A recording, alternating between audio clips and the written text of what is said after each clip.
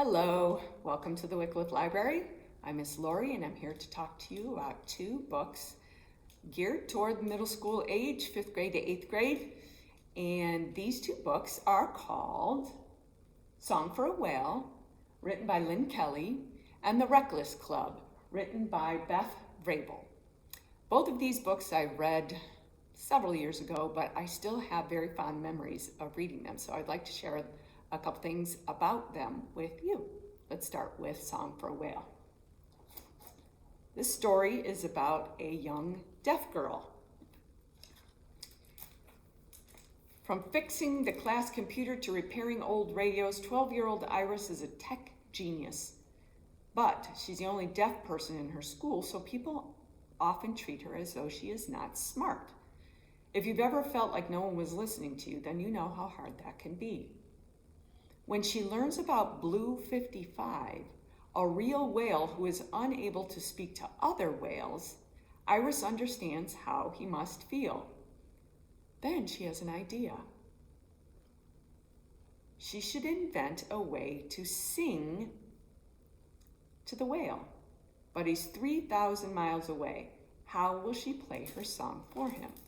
So this may not sound like a big adventurous story or anything, but it's a very sweet story about a young, very, very bright girl who feels desperately for this whale who is in a similar situation that she is, in that she finds it very hard to communicate with her friends and with people in her school, and she knows that this whale might not survive if it can't communicate with other whales in finding where the food is and things of that nature. So she makes it her passion to learn where this whale is, and she is going to try and figure a way to allow it to communicate with other whales. So a very different kind of a story for sure. So I want to read you just a little piece of what someone who might be hearing impaired deals with on a daily basis. I sat at a lunch table with other people, but still alone. I could actually read lips all right, not that I'd ever tell Ms. Khan. No matter how good I was, there'd be no way to catch everything. Too many sounds look the same, and in a group of people, it's impossible to pick up more than a word or two here or there. It's even worse if they're eating. Some kids tried to remember to look at me when they talked. Then they'd get into a conversation with someone else, and it's too fast for me to keep up. A couple of the kids knew the sign language alphabet and would spell out sentences letter by letter. That took forever, so I'd tell them just to go ahead and write it. Whenever I spelled something back, they didn't catch it anyway, unless I slowed down so much that by the time I got to the end of the sentence, they'd forgotten the beginning. Some people at my table were in my science class. I was still thinking about the whale called Blue 55, and I wondered if they were too. It didn't look like anyone was talking about him. I wanted to ask if they thought he liked swimming around by himself or if he wanted friends. Maybe he tried singing like the other whales and couldn't do it, or he was happy singing his own song. Nina walked by with some of her friends and waved like she wanted to tell me something super important.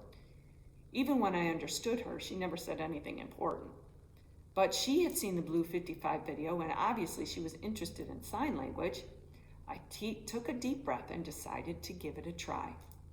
As clearly as possible, I signed to her, "What did you think of that whale?"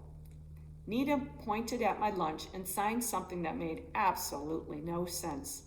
I couldn't even figure out what she was trying to get at. Maybe the message was jumbled because she was excited and signing too fast, as if her hands couldn't keep up with her brain. I held up a hand to try to slow her down.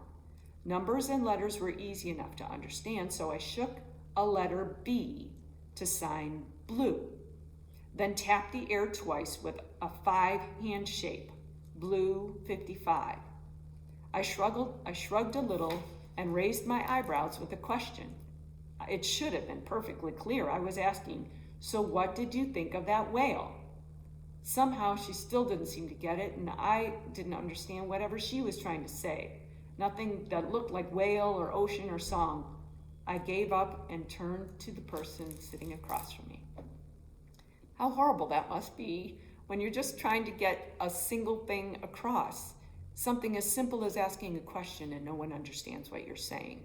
So it was a little bit eye-opening for me, not really knowing anyone who's hearing impaired, but if I ever come across a situation where I am with someone who's hearing impaired, I will have a better idea of what they're going through by reading this book. Song for a Whale, again, is by Lynn Kelly.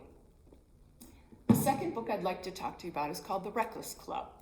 Now this one is about 5 students who have just graduated from 8th grade and are going to be moving on to high school. A drama queen, a flirt, an athlete, a rebel, a nobody.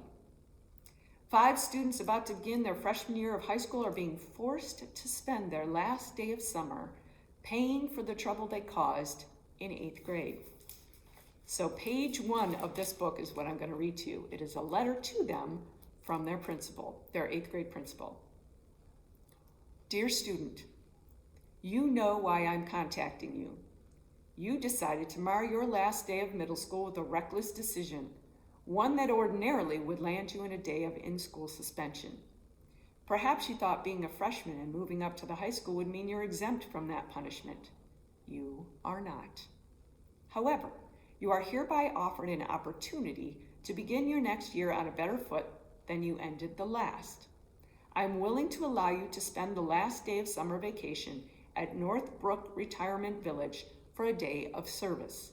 You will be expected to care for the needs of residents as well as spend a significant portion of the day reflecting on your poor decisions and what you have learned by helping others in need. This will be demonstrated in the form of an essay to me due at the end of the day. This invitation will be extended to several other students who also behaved regretfully. It is my hope that each of you will spend this time not only gaining a greater understanding of your own autonomy, but also reflecting on what might have led to and prevented the decisions of your classmates. Enjoy your summer, Principal Hardy. So this whole book, this whole story is about one day in the life of these 5 kids who unfortunately made some bad decisions at the end of their school year.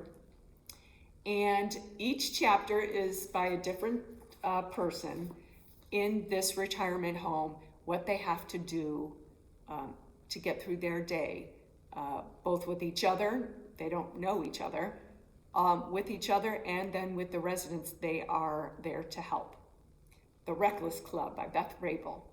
If you are interested in this book or in Song for a Whale, let your teacher know. She'll be in contact with me, or give me a call here at the Wycliffe Library, and I'll be sure to put it on hold for you and get it to you as soon as possible.